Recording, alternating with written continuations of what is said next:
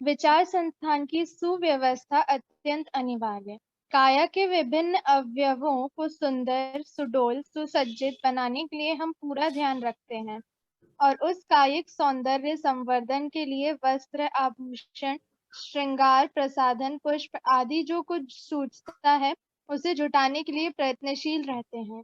इससे विदित होता है कि काया और उसके विभिन्न अवयवों को अच्छी स्थिति में रखने के संबंध में हमारी सतर्कता और सुरुचि कितनी बढ़ी चढ़ी है। पर यह देखते हैं कि यह देखने दिखाने तक ही सीमित है। जो दृष्टि से ओझल है उसकी अपेक्षा ही होती रहती है, फिर चाहे वे अवयव कितने ही महत्वपूर्ण क्यों ना हो।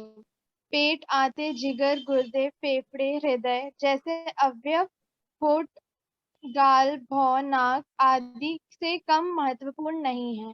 उनकी सुसज्जता तो पीछे की बात है, सुरक्षा तक पर ध्यान नहीं जाता और वे अस्त व्यस्त स्थिति में पड़े रहने के कारण रुग्ण बने रहते हैं। फलतः जीवन का आनंद ही चला जाता है। एक प्रकार से जिंदगी की लाश ही किसी प्रकार ढोनी पड़ती है। मस्तिष्क को उसके चेतना प्रवाह मन की गरिमा पर जब विचार किया जाता है तो प्रतीत होता है कि जीवन का अस्तित्व, स्वरूप, स्तर और भविष्य भी उसी केंद्र बिंदु के साथ जुड़ा हुआ है।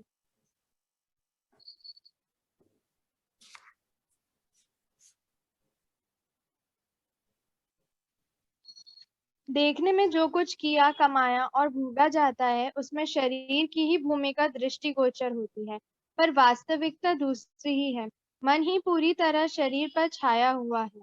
उसके भीतर भी वही विपन्नता और संपन्नता का संबंध परिस्थितियों और व्यक्तियों के साथ जोड़ा तो जाता है, पर थोड़ी गहराई में उतरने पर स्पष्ट हो जाता है कि काया की कठपुतली जो तरह तरह की हरकतें करती और संवेदनाएं प्रकट करती हैं, उसमें पर्दे के पीछे बैठे बाजीगर मन की उंगलियां ही अपनी करामात दिखा रही होती हैं।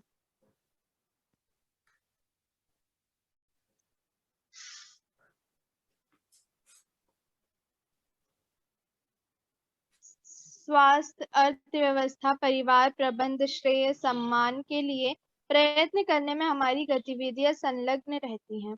उन्हीं प्रयासों में एक कड़ी मनोसंस्थान को सुव्यवस्थित रखने को भी जोड़ी जानी चाहिए।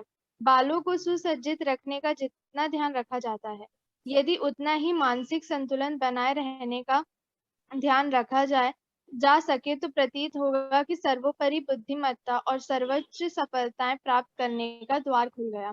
मन के हारे हार है, मन के जीते जीत वाली उक्ति की यथार्थता में रत्ती भर भी संदेह की गुंजाइश नहीं है। मस्तिष्क की तुलना एक अच्छे खासे बिजली घर से की जा सकती है। उसकी उत्पादित शक्ति का वितरण तंत्र, नर्वस सिस्टम समस्त शरीर में होता है और उसी की शक्ति से समस्त अवयव अपना अपना काम ठीक प्रकार कर पाते हैं।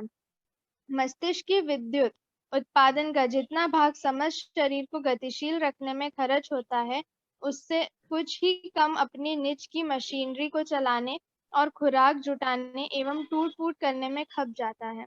चिंतन अथवा हलचलों के लिए हम जानबूझकर कुछ भी नहीं करें तो भी मस्तिष्क स्वयमेव चालू रहेगा।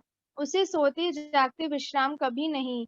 सोचने विचारने वाला भाग कुछ समय तक नींद में विश्राम भी पा लेता है, पर अवयवों को गतिशील एवं जीवित रहने वाला अचेतन भाग तो जन्म से लेकर मरण पर्यंत अनवरत रूप से कार्य संलग्न रहता है।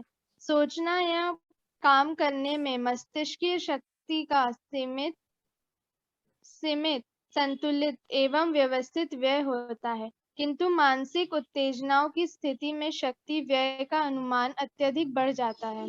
चूल्हे में ईंधन सीमित जलता है, पर ईंधन के ढेर में आग लग जाने पर तो ऊंची लपटें भी उठने लगती हैं और देखते ही देखते उतना ईंधन जलकर खाक हो जाता है, जिससे महीनों चूल्हा जलता रहता। घबराहट, चिंता, भय, शोक, उदासी जैसी मनःस्थिति होने पर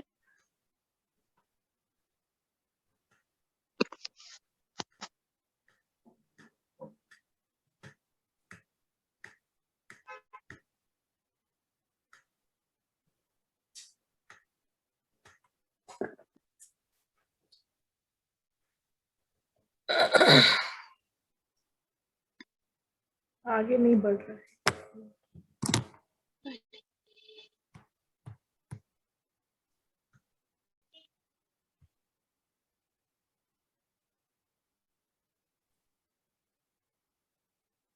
गिरावट स्तर की खिन्नता होती है और क्रोध, आवेश, कामुकता, आतुरता जैसे प्रसंगों में उत्तेजित प्रतिक्रिया उभरती है।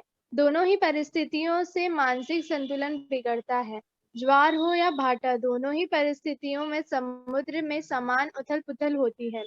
खिन्नता एवं प्रसन्नता की अति से जो आवेश मन क्षेत्र में उत्पन्न होता है, उसके कारण सही चिंतन कर सकना और निष्कर्ष निकाल सकना संभव नहीं रहता।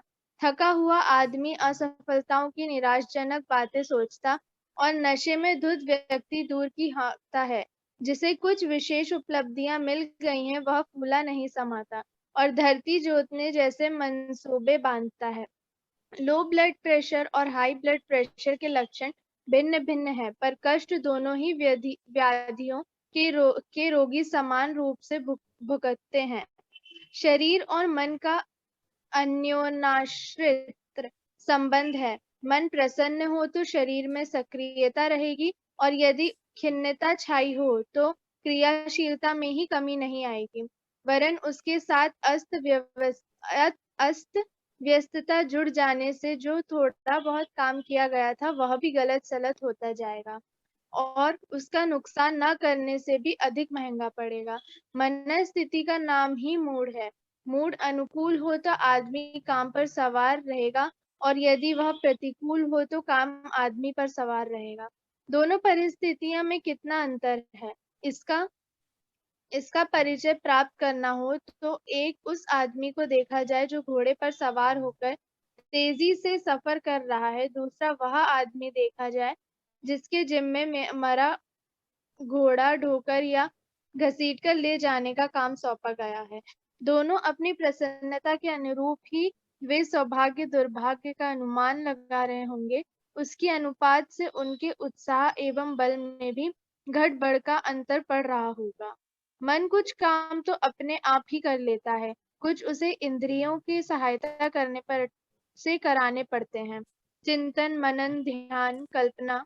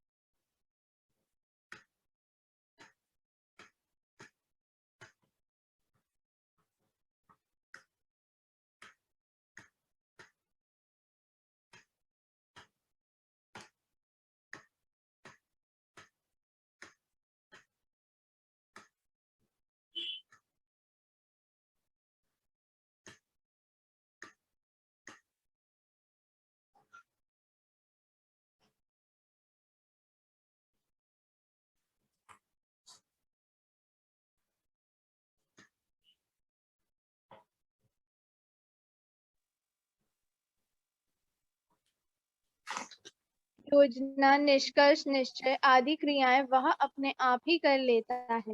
चलना फिरना, खाना पीना, देखना सुनना, बोलना जैसे कार्य उससे इंद्रियां की सहायता से कराने पड़ते हैं। इंद्रियां देखने भर में स्वतंत्र हैं, उनका स्थान मस्तिष्क से दूर है तथा बनावट भी भिन्न है। इसमें उनकी भिन्नता अनुभव की जाती है, पर तथ्य यह है कि वे सभी मन के बाजीगर द्वारा उंगली के इशारों पर चलाई जाने वाली कठपुतलियां भर हैं। अधिक से अधिक इतना कह सकते हैं, मानो वे महाराज की रखेल नर्तकी हैं, जिन्हें अपने स्वामी को प्रसन्न करने के लिए तरह तरह के खेल और स्वांग रचने पड़ते हैं। इंद्रियों की बुरी आदतों से कई प्रकार की हानियां होती हैं। चटोरपन, कामुकता, आलस, दुर्व्यसन जैसे कृत्यों के लिए इंद्रियों को दोष दिया जाता है और उनका नियंत्रण निग्रह करने की बात सोची जाती है। यह जड़ का ध्यान रखकर पत्ते को सींचने के समान है। इंद्रिय निग्रह के स्थानीय अभ्यास प्रायः असफल रहते हैं। कामुकता की प्रवृत्ति को लंगोट बांधने के प्रतिबंध से नहीं रोका जा सकता है। प्रतिबंध से प्रत्यक्ष रुक सकते हैं, पर भीतर से उनकी लिप्सा झलकती है रहे, तो अंतः शक्तियों का क्षरण इंद्रिय भोग जितना ही होता रहेगा। पानी का सोता रोका जाना चाहिए। मेड़ बांधने पर तो वह एक जगह रुकते ही दूसरी जगह फूट पड़ेगा।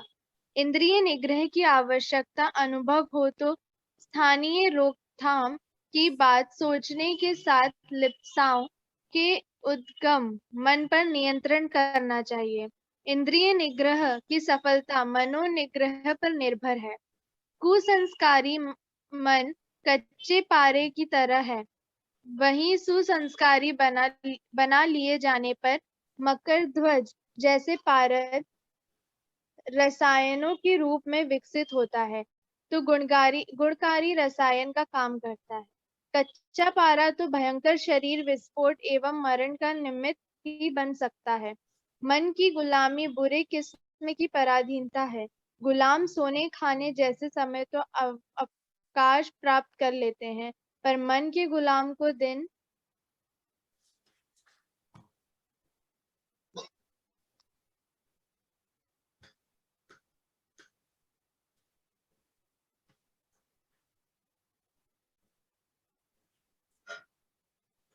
दिन रात में कभी भी चैन नहीं। स्वतंत्रता पूर्वक वह कुछ भी कर सकना तो दूर सोच तक नहीं सकता।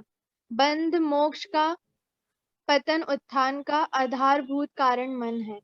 परिस्थितियों को बहुधा श्रेय या दोष दिया जाता है, वह लांछन मात्र है। यदि परिस्थितियां कारण रही होती तो उन परिस्थितियों के रहने वाले सभी न सही अधिकांश को तो एक जैसा मार्ग अपनाना चाहिए था, पर वैसा होता कहाँ है। अच्छी से अच्छी परिस्थितियों के लोग समस्त सुविधा साधन होते हुए भी बुरे से बुरे कर्म करते हैं।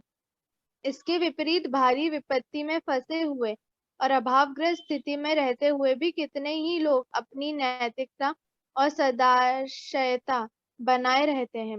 वास्तविक कारण मन का स्तर है। वह अपनी निकृष्टता एवं उत्कृष्टता के अनुरूप मनुष्य की गतिविधियों को इच्छित दिशा में घसीटता चला जाता है। मन को अवांछित चिंतन से बचाना तथा सदैव परिस्थिति से तालमेल बैठाने जैसी स्थिति में बनाए रखना भी एक कला है। मानवीय गरिमा इसी में है कि मानव योनि के उपयुक्त श्रेष्ठ चिंतन एवं सत्कार्यों से भरा जीवन जिया जाए। यह एक विडंबना है कि इस विभूति का समुचित उपयोग नहीं बन पाता। प्रसिद्ध विचारक और चिंतक डॉक्टर वाल्टर टोपेल ने लिखा है, केवल मनुष्य ही रोता हुआ पैदा होता है, शिकायत करता हुआ जीता है और मरता है। अन्य प्राणियों को जीवन में ना तो कोई परेशानी होती है और ना समस्याएं। मनुष्य विचारशील और भाव प्रवण होने के कारण छोटी छोटी घटनाओं से भी प्रभावित होता है तथा उन पर अपनी प्रतिक्रियाएं व्यक्त करता है। ये क्रियाएं अनुकूल कम होती हैं और प्रतिकूल अधिक। समाज के प्रत्येक वर्ग में प्रत्येक स्थिति के व्यक्ति का यदि विश्लेषण किया जाए तो प्रतीत होगा कि हर कोई कहीं न कहीं किसी न किसी कष्ट या समस्या से पीड़ित है। निर्धन व्यक्ति अपनी गरीबी से पीड़ित है तो समृद्ध और किन्हीं कारणों से। कोई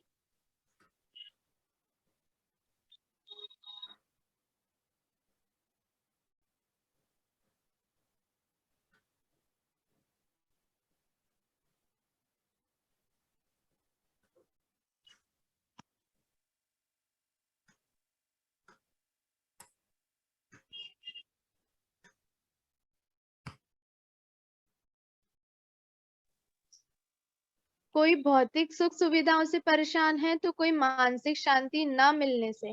आज के समय में तो ये समस्याएं और भी अधिक जटिल हो गई हैं। सभ्यता के विकास के साथ साथ और भी नई नई समस्याएं उत्पन्न होने लगी हैं। आज के मशीनी सभ्यता ने मनुष्य के लिए जो नई समस्याएं उत्पन्न की हैं, उनमें प्रमुख है मानसिक तनाव और असफलता का दुख मनुष्य को सदा से परेशान करते हैं। पर विगत कुछ दशाब्दियों में मानसिक तनाव के कारण कई ऐसे रोग फैलने लगे हैं जिनका कारण शरीर में खोजे भी नहीं मिल पाता है। ऐसे रोगों को अंग्रेजी में साइकोस्टोमैटिक रोग कहा जाता है। चिकित्सा विज्ञान की नई नई शोधों और उपचार पद्धतियों के बल पर कुछ दशकों में जहां कई पुरानी बीमारियों पर पूरी तरह नियंत्रण प्राप्त कर लिया गया था, वहीं अब कुछ ऐसे रोग बड़ी तेजी से फैल रहे हैं जिनका पहले कभी नाम भी नहीं सुना गया था। विशेषज्ञों के अनुसार उन रोगों को सभ्यता के राज रोग कहा जाता है। उनका कहना है कि मन पर पड़ने वाले दबावों और मानसिक तनाव के कारण ही ये रोग उत्पन्न होते हैं। विज्ञान की भाषा में मन शरीर का कोई अवयव नहीं है। वैज्ञानिकों के अनुसार जिसे मन कहा जाता है, वह मस्तिष्क की शक्तियों का ही विशिष्ट प्रकार से होने वाला प्रक्षेपण है। मनुष्य शरीर के द्वारा संपन्न होने वाली सभी गतिविधियों, क्रियाकलापों का संचालन मन द्वारा होता है। यह तो सर्वविदित है। शरीर के द्वारा कुछ कार्य तो मनुष्य अपनी इच्छा अनुसार करता है, जैसे चलना, उठना, बैठना, लिखना, पढ़ना आदि। इनके अतिरिक्त शरीर में कई ऐसी प्रतिक्रियाएं भी चलती रहती हैं जिनका मनुष्य अपनी इच्छा अनुसार नियंत्रण नहीं कर सकता, जैसे पाचन क्रिया, परिभ्रमण, हृदय स्पंदन, नाड़ी चलना आदि। इन प्रक्रियाओं का नियंत्रण मस्तिष्क के जिस भाग द्वारा होता है, उसे हाइपोथैलेमस कहते हैं। इस केंद्र से चलकर स्नायु पथ के द्वारा अनैच्छिक गतिविधियां चलती हैं।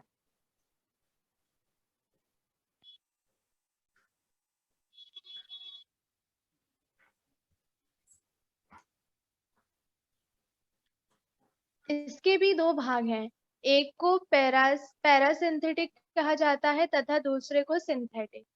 पहला पाचन, पोषण और शुद्धिकरण जैसे कार्य करता है तथा दूसरा भाग प्राणी को विशिष्ट परिस्थितियों से निपटने की क्षमता प्रदान करता है। तनाव या दबाव के समय मस्तिष्क का यह हिस्सा सक्रिय हो उठता है, जैसे खतरा प्रस्तुत होने पर इसके कारण रक्तचाप बढ़ जाता है, दिल की धड़कन तेज हो जाती है, हृदय से अत्यधिक रक्त प्रवाहित होने लगता है, भीतरी अवयवों से हटकर रक्त मांसपेशियों की ओर आने लगता है, रक्त में शर्करा की मात्रा बढ़ जाती है और शरीर में एड्रेनलिन नामक रसायन भी प्रवाहित होने लगता है। यह सब परिवर्तन अन्य संकटों से जूझने के लिए होते हैं। किंतु जब साधारण सी बातों को लेकर भी चिंतित हुआ जाने लगता है, तो भी यह परिवर्तन होते हैं। भावनाओं की शरीर पर क्या प्रतिक्रिया होती है, इसका यह एक छोटा सा उदाहरण है। प्रकृति ने भावनाओं का शरीर से यह संबंध विशिष्ट उद्देश्य से जोड़ा है। वह उद्देश्य यह है कि प्राणी का शरीर परिस्थितियों के अनुरूप ढल सके। कुछ घटनाओं और भावनाओं की शरीर पर होने वाली प्रतिक्रियाओं को समझा जा सकता है।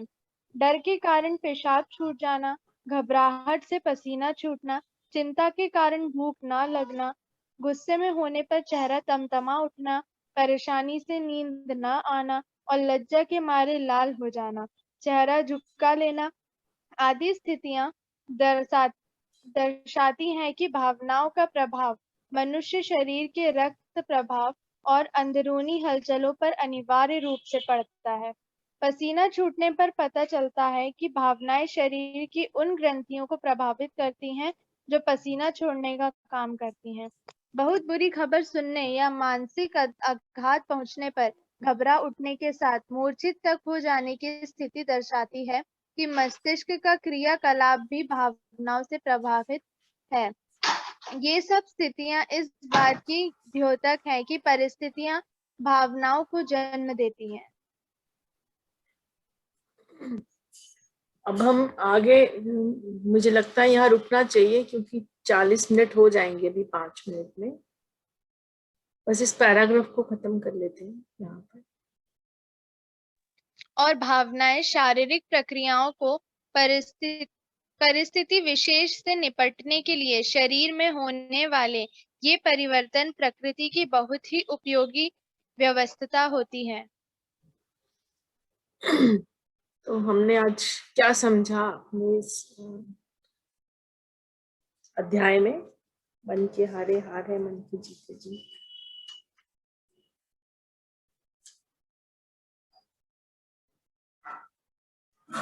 कि मन का बहुत गहरा संबंध है हमारे जीवन क्रम के साथ में, और हमारा बाहर से तो हम शरीर से करते हुए प्रतीत होते हैं कोई भी कार्य, लेकिन असली में वो हमारा मन ही है जो हमें हमें करवा रहा होता है।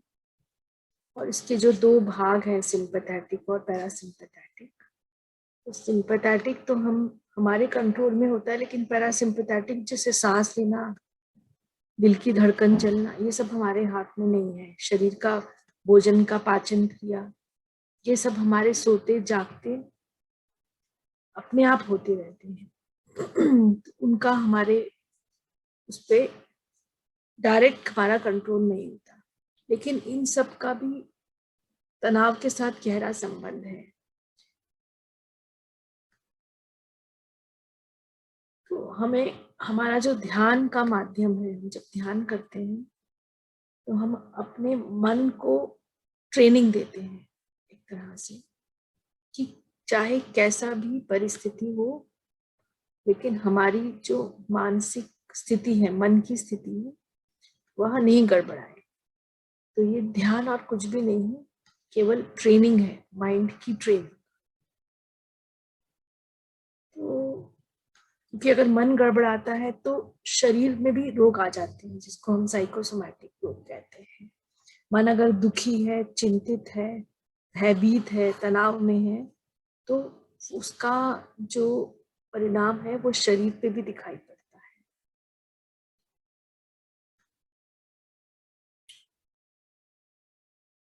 तो हम 2 मिनट के लिए आंखें बंद कर लेंगे और ध्यान करेंगे कि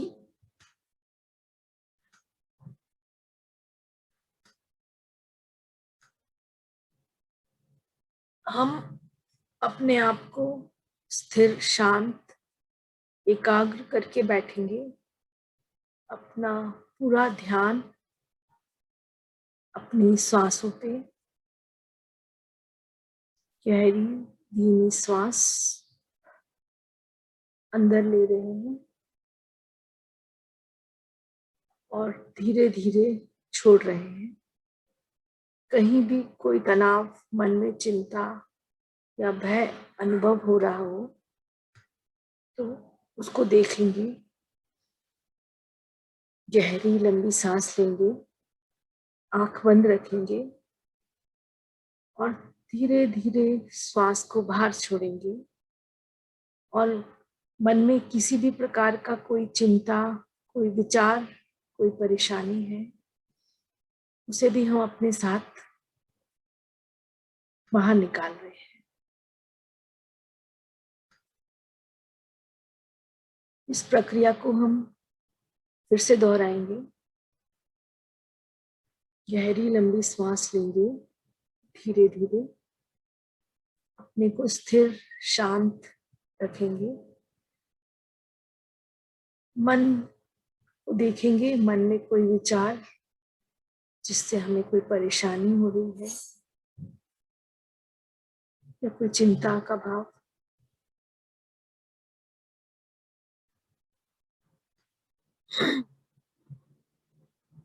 यह प्रक्रिया हम सुबह शाम दोहराएंगे। चलिए अपनी आंखें खोल लीजिए और हमें गायत्री मंत्र का एक बार उच्चारण करेंगे और फिर हम यहाँ पे समाप्त करेंगे।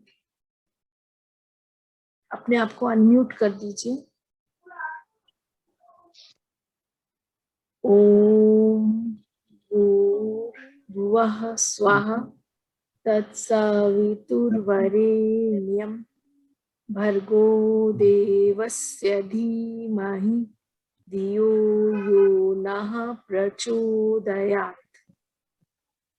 तो इस सप्ताह के लिए, अभ्यास के लिए, हम अपने मन को ध्यान रखेंगे, पूरा केंद्रित रहेंगे और ये श्वास के साथ मन के रिलैक्सेशन की करने का प्रयास करेंगे। इसके साथ ही हम समाप्त करते हैं। जी प्रणाम। जी प्रणाम आंटी जी।